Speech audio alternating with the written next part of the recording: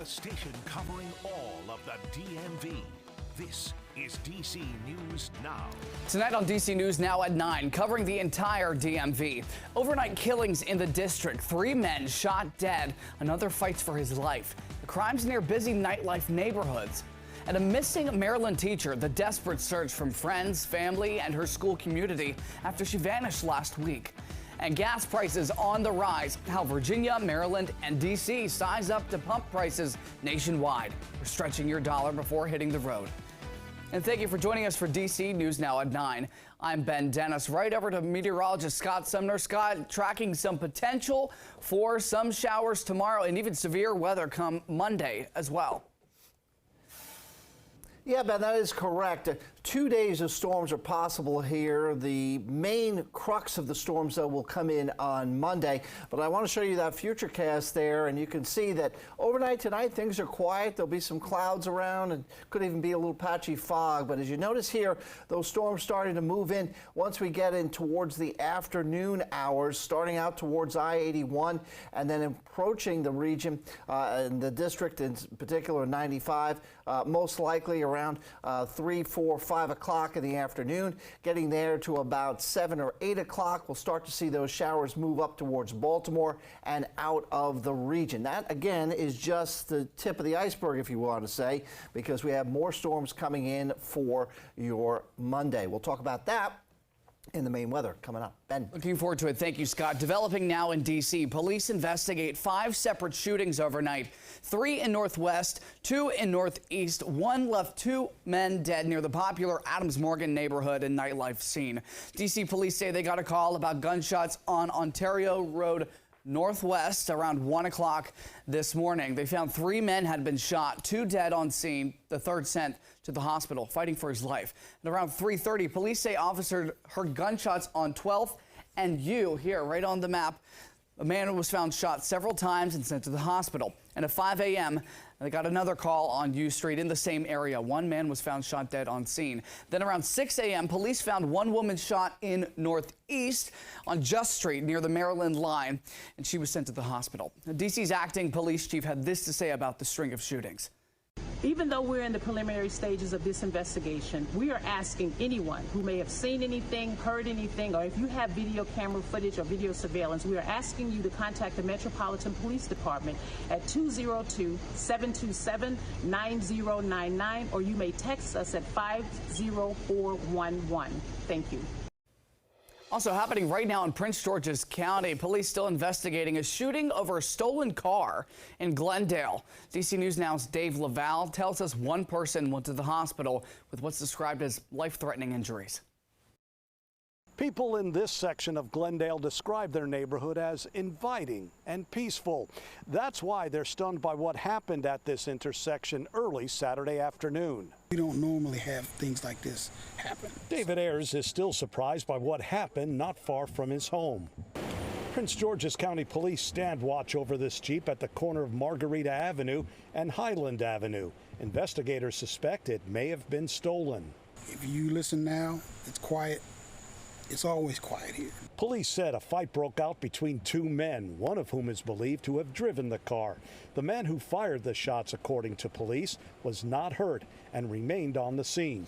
Investigators recovered 2 guns. I guess the guy was trying to escape, and he just came down this way looking for a way out, but didn't realize once you get down in here, this is nothing but cul-de-sacs, and you got to go back out the way you came to get out. Investigators have not said what the connection is between the 2 men and why one of them fired his gun. The person shot is said to have potentially life-threatening injuries. I would prefer, and I'm sure everybody else would prefer, if we're going to have some excitement, not having this kind of excitement. Police said they plan to release more information on Monday. In Glendale, Dave Laval, DC News Now. Our thanks to Dave for that report. Tonight, the search for Prince George's County teacher continues nearly a week after she vanished. Well, last night, a vigil was held in the hopes of bringing her back home. And our Marisa Say, who covers Prince George's County, was there at Schramm Hill Park in Greenbelt. A desperate search. But what we want are answers. We want to know what happened to her. We want to know where she is. to bring home a loving Greenbelt teacher. And my children are stunned and they're very sad about it. She was a really wonderful person, just a really sweet and caring teacher, and she was a very effective teacher that really took care of her students.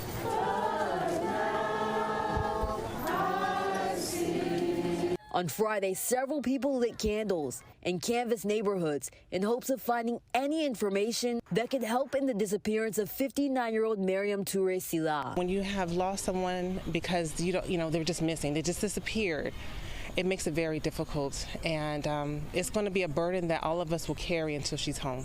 According to police, she was last seen on July 29th near her home on Lake Park Drive in Greenbelt Road around 8 p.m. Many believe she was on her way to take her daily walk at Scrome Hill Park. Since then, nobody has seen or heard from her.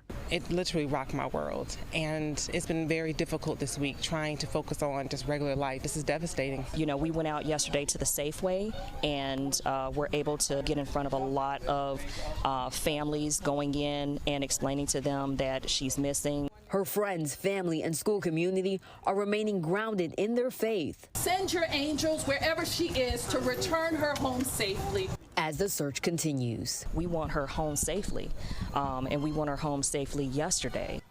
That was Yamarisa Say reporting. Scylla is 5'5", 135 pounds. If you have any information, you're asked to contact Greenbelt Police. And in Montgomery County, 5 adults, 3 children have been displaced after 2 homes caught fire on Centerville Street in Silver Spring yesterday. The Red Cross is currently assisting families while renovations are underway. As of now, the exact cause of the fire is unknown, but reach out to Fire and Rescue in Moco if you have any information. And now to the latest indictment of former President Donald Trump. People who live and work in D.C. responding after Trump labeled the city as one with filth and decay after he appeared in federal court Thursday. Trump spent about an hour in the district pleading not guilty to the charges that he conspired to overturn the 2020 election. He drove straight from Reagan National Airport to the courthouse downtown and back. And before boarding his plane, he said this. Seeing the filth and the decay and all of the broken buildings and walls and the graffiti, this is not the place that I left. It's a very sad thing to see it. When you look at what's happening, this is a persecution of a political opponent. This was never supposed to happen in America.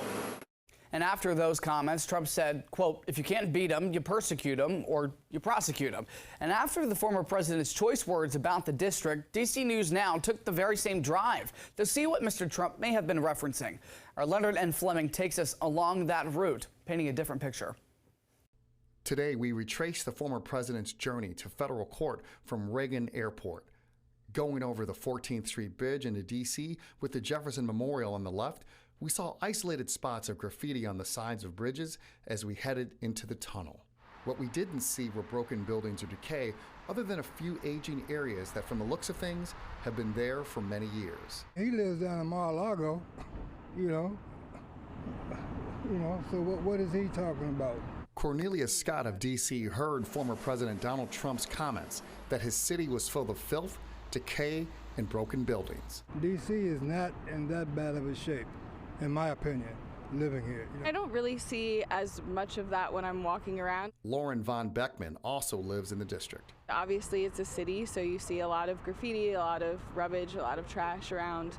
Just kind of in any city, I feel like he's probably in a pretty bad mood, if I had to guess. Richard Moore works in D.C. but lives in Maryland. He doesn't see what Trump claims he saw. In this specific area, I didn't see any of those things. I rarely see any of those things. You may see a passing freight train with some graffiti on it. The comments were made, he says, for negative effect. Some of the insightful comments are what they were made for, to incite people who don't live in the D.C. or the DMV area. And in Virginia, the county supervisors for Fairfax and Prince William County are looking at banning panhandling. They want to ban the exchange of items from cars to pedestrians, not the act of asking for money. Fairfax police say they've responded to more than 300 incidents involving panhandling since last October. They range from blocking traffic, like you can see right here, to threatening people. The American Civil Liberties Union fights against these bans across the country. They argue that the bans infringe on the right to free speech. Government is concerned about, the flow of traffic or safety. There are ways to narrowly tailor ordinances to address those concerns. It's only a matter of time before someone's going to get hurt pretty bad. And the Virginia legal director for the ACLU says assisting with mental health and job searches is the best way to address the issue. And it will be discussed in a town hall meeting in Fairfax County in about 2 weeks. In other news, it'll soon be cheaper for Prince William County, Virginia homeowners to go solar and to help the county reach some of its climate goals. As our Max Marcillo reports, the county is hopeful this will encourage more people to participate and continue a massive expansion of that program. In just a matter of years, Virginia's second largest county has seen a rise in demand from people who want to solarize their homes. I want to do my part, yeah. I mean, I want to do everything that I can do, and then I have a clean conscience. Eric Onstad had these 10 panels installed on his 3-bedroom Haymarket home and says he spent roughly $400 on fees. Through the first quarter of this year, there's been a nearly 200% increase in approved residential solar building plans in Prince William County compared to the same time frame last year. Cost, Onstad says, is a reason why that number isn't even greater. I think decreasing the permitting fees are going to push people that are on the edge right now over the edge. County supervisors are hopeful. This is a way of alleviating some of that pain and that frustration that folks are having while the county works on the streamlining process. They passed the measure 6-1, but both supervisors and Onstad admit it doesn't solve the whole problem. The organization Solar United Neighbors says Prince William County takes longer to approve permits than many of its neighbors. There needs to be a cultural change in the office that does the permitting, because right now they're saying that they're doing it to prevent cave-ins and accidents and things, but that's not a problem. So what the real problem is the efficiency.